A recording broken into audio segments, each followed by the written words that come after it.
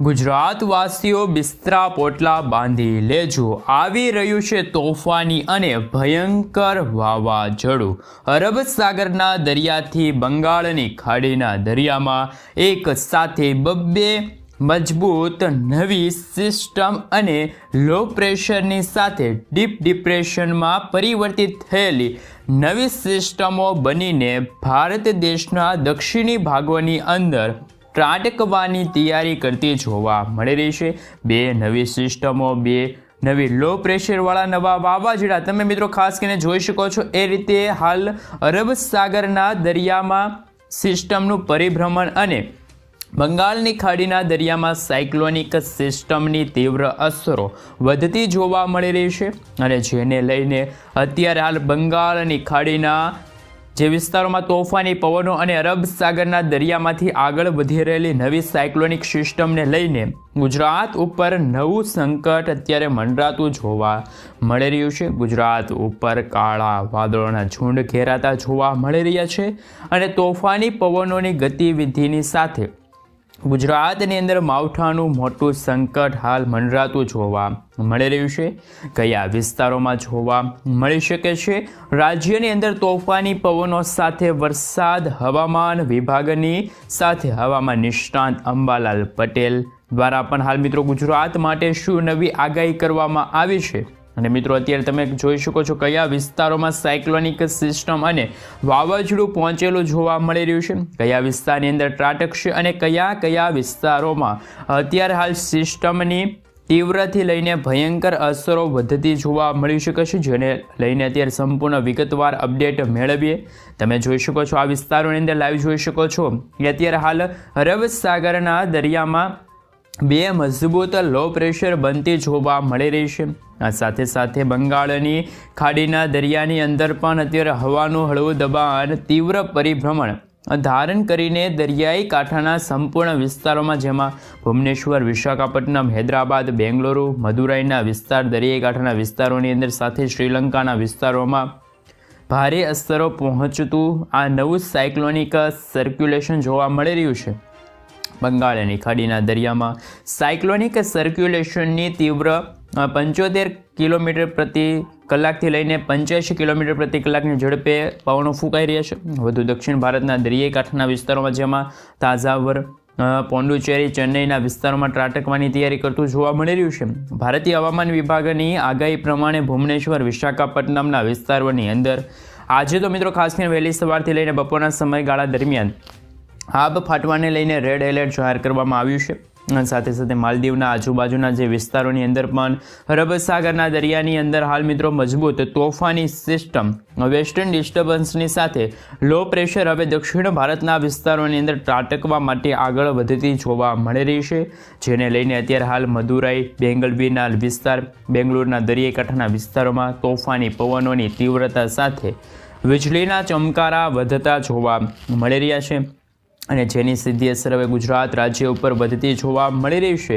ઉત્તર ભારતના વિસ્તારોમાંથી એટલે કે હિમાચલ આજુબાજુના વિસ્તારમાંથી ઠંડા પવનો અને પાકિસ્તાન ઉપરથી બનતી નવી સિસ્ટમોની ગતિવિધિને લઈને ગુજરાતના વાતાવરણની અંદર સતત મોટા ફેરફાર આવી રહ્યા છે અને મિત્રો જેના પગલે ગુજરાતની અંદર આગામી 3 દિવસની અંદર મિત્રો હાલ તમે જોઈ શકો છો નવા જૂની થવાને લઈને ગુજરાતની અંદર મોટી આગાહી કરવામાં આવી છે અને મિત્રો હાલ એ પ્રમાણે ખાસ કરીને હવામાનના નિષ્ણાત એવા અંબાલાલ પટેલની પણ નવી નક્કોર આગાહી સામે આવી છે અને ગુજરાત રાજ્યની અંદર હવેથી ઠંડા પવનોનો મારો હવે ગુજરાત ઉપર વધતો જોવા મળવાનો છે। સાથે સાથે પવનની તીવ્રતાની સાથે ગુજરાત ઉપર કમોસમી વરસાદ અને માવઠાનો એક મોટો રાઉન્ડ આવતો જોવા મળવાનો છે અને જેના પગલે સૌરાષ્ટ્રના દરિયાઈ કાંઠાના જે વિસ્તારો, દક્ષિણી ગુજરાતના વિસ્તારોથી લઈને કચ્છના વિસ્તારો, તે ઉપરાંત રાજ્યની અંદર ઉત્તર ગુજરાતના જિલ્લાઓની અંદર આ સાથે મિત્રો મધ્ય ગુજરાતના વિસ્તારોની અંદર મોટા ફેરફાર આવતા જોવા મળવાના છે। ખાસ મિત્રો આજે રાત્રિના સમયગાળા દરમિયાન પવનની ગતિવિધિઓ ગુજરાત ઉપર વધતી જોવા મળવાની છે। સિસ્ટમની તીવ્ર અસરોને લઈને ગુજરાત ઉપર ફરીથી નવા જૂની થવાને લઈને ગુજરાત ઉપર મોટી આગાહીની સાથે એધાણો જાહેર કરવામાં આવ્યા છે। તમે લાઈવ જોઈ શકો છો અત્યારે હાલ દક્ષિણ ગુજરાતના વિસ્તારો, સૌરાષ્ટ્રના દરિયાઈ કાંઠાના વિસ્તારોમાં કાળા ડિબાંગ વાદળો ઘેરાતા જોવા મળી રહ્યા છે અને મિત્રો જેને લઈને ગુજરાત રાજ્ય ઉપર સતત દિવસે ને દિવસે હવે ફરી ભેજનું પ્રમાણ વધતું જોવા મળી રહ્યું છે આમ એક તરફ ગુજરાતની અંદર ભેજ અને તોફાની પવન અને ઠંડા પવનોના વાયરા ફૂંકાતા જોવા મળી રહ્યા છે. ખાસ કરીને અત્યારે હાલ સાયક્લોનિક સિસ્ટમની સૌથી વધારે અસરો શ્રીલંકાના વિસ્તારોમાં, મદુરાઈ બેંગલુરુના વિસ્તારની અંદર, હાલ વિશાખાપટ્ટનમના વિસ્તારોથી લઈને ભુવનેશ્વર દરિયાકાંઠાના વિસ્તારોમાં પણ સંપૂર્ણ વિસ્તારમાં સાયક્લોનિક સિસ્ટમની તીવ્ર અસરો વધતી જોવા મળી રહી છે. અને મિત્રો આ સાથે તમે જોઈ શકો છો અરબ સાગરના દરિયાની અંદર પણ માલદીવ આજુબાજુના વિસ્તારોમાં એક મજબૂત લો પ્રેશર બનતી હોવાના કારણે દરિયાની અંદર સતત નવા જૂની થવાના એધાણો છે. અનેક રાજ્યોની અંદર ભારે વરસાદ પડશે અને અસરો જોવા મળવાની છે, જેને લઈને ગુજરાતની અંદર આવનારા દિવસોની અંદર મિત્રો ખાસ કરીને મિત્રો મોટા ફેરફાર થતા જોવા મળવાના છે. કચ્છના વિસ્તારોમાં, ઉત્તર ગુજરાતના વિસ્તારોની અંદર, સૌરાષ્ટ્રના વિસ્તાર, દક્ષિણ ગુજરાતના વિસ્તારો ઉપરથી એક મજબૂત સ્ટફ લાઇન પણ અત્યારે લંબાયેલી જોવા મળી રહી છે, જેના પગલે ગુજરાતની અંદર સતત ઠંડા પવનોના વાયરા ફૂંકાઈને હવે ગુજરાતમાં ભારે અસર પહોંચવાડવા માટે મિત્રો ગુજરાતના ભિન્ન જિલ્લાઓની અંદર આજે તો રાત્રિથી વરસાદી સિસ્ટમ અને માવઠાનું જોર ગુજરાત ઉપર વધતું જોવા મળવાનું છે. તો કયા વિસ્તારની અંદર મિત્રો હાલ અત્યારે કેવું ટેમ્પરેચર ચાલી રહ્યું છે તેને જિલ્લાવાર વિગત મેળવીએ. દેવભૂમિ દ્વારકાની અંદર 19 ડિગ્રી સેલ્સિયસ, જામનગરની અંદર 15, ભાંડવડની અંદર 15, પોરબંદરની અંદર 17, રાજકોટની અંદર 15, ચોટીલાની અંદર 13 ડિગ્રી સેલ્સિયસ, જસદણની અંદર 16, આ સાથે બોટાદની અંદર 16 ડિગ્રી સેલ્સિયસ, અમરેલીના જિલ્લાની અંદર 16, જૂનાગઢમાં 16 ડિગ્રી સેલ્સિયસ, વેરાવળની અંદર પણ 19, ઉનાની અંદર 19, મહુવાની અંદર 19, અલંગની અંદર પણ મિત્રો 19, ભાવનગર દરિયાકાંઠાની અંદર 17 થી 19 ડિગ્રી સેલ્સિયસ, મોરબીના વિસ્તારની અંદર 13 ડિગ્રી સેલ્સિયસ સુધીનું તાપમાન જોવા મળશે. અને જો ગુજરાતની અંદર 20 ડિગ્રી કરતાં ઓછું તાપમાન જોવા મળશે, એટલે કે ભિન્ન વિસ્તારની અંદર ઠંડી વધતી જોવા મળવાની છે.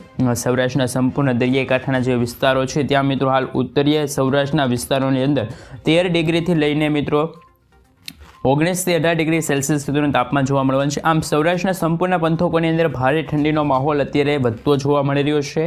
અને મિત્રો દક્ષિણી ગુજરાતની અંદર આમોદના પંથકની અંદર હાલ મિત્રો 15 ડિગ્રી સેલ્સિયસ, ભરૂચની અંદર, રાજપીપળાની અંદર 15 ડિગ્રી, આમ મિત્રો નર્મદાની અંદર પણ 17 ડિગ્રી, સુરતના જિલ્લાની અંદર પણ મિત્રો તમે જોઈ શકો છો હાલ અલગ વલસાડની અંદર પણ 17 ડિગ્રી સેલ્સિયસ છે. આવવાની અંદર મિત્રો અલગ છે. મિત્રો અત્યારે ઠંડીનું પ્રમાણ વધી રહ્યું છે, એટલે કે મિત્રો અત્યારે અલગ તાપમાનની સાથે મિત્રો ઠંડીનું વાતાવરણ જોવા મળી રહ્યું છે. ઓછું તાપમાન હોવાના કારણે આ વિસ્તારની અંદર ભયંકર ઠંડા પવનોની ગતિવિધિ, માવઠાનું મોટું સંકટ હવે દક્ષિણ ગુજરાતના જિલ્લાઓની અંદર ભારે અસર કરતું જોવા મળવાનું છે.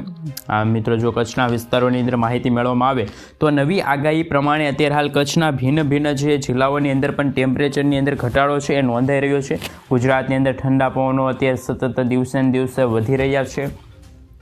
અને મિત્રો ઠંડા પવનો વધવાના કારણે લખપતની અંદર 13 ડિગ્રી છે, ખાવડની અંદર 12 છે, રાપરની અંદર 11 છે, ગાંધીધામની અંદર 14 છે, માંડવીની અંદર 17, બારડોલીની અંદર 12, નડિયાદની અંદર 14 ડિગ્રી સેલ્સિયસ સુધીનું તાપમાન જોવા મળી રહ્યું છે. કચ્છની અંદર મિત્રો વાતાવરણની અસ્થિરતા જોવા મળી છે. તોફાની પવનોની અવરજવર વધતી હોવાના કારણે ઉત્તર ગુજરાતના જિલ્લાઓની અંદર પણ ઓચિંતાનો ફેરફાર આવતો જોવા મળી રહ્યો છે. તમે હાલ જોઈ શકો છો એમ રાજ્યની અંદર બનાસકાંઠા, સાબરકાંઠા, અરવલ્લી, પાટણ, મહેસાણા, ગાંધીનગર, આમ ઉત્તર ગુજરાતના જિલ્લાઓની અંદર પણ 14 થી લઈને 15 ડિગ્રી સેલ્સિયસ સુધીનું તાપમાન જોવા મળવાનું છે. મધ્ય ગુજરાતના ભિન્ન જિલ્લાઓની અંદર અત્યારે ઘોર અંધકાર ફેલાયેલો જોવા મળી રહ્યો છે, જેમાં પણ દાહોદ છે, છોટાઉદેપુર છે, લુણાવાડા છે, ગોધરા છે, બારડોલી છે, ખેડા છે, પંચમહાલ, મહીસાગર, વડોદરા, ખંભાત, નડિયાદ, આ સાથે અમદાવાદ જિલ્લાની અંદર ઓચિંતાનો ફેરફાર આવતો હોય તેવું વાતાવરણ જોવા મળી રહ્યું છે. વાદળછાયું વાતાવરણ જોવા મળી રહ્યું છે. મધ્ય ગુજરાતના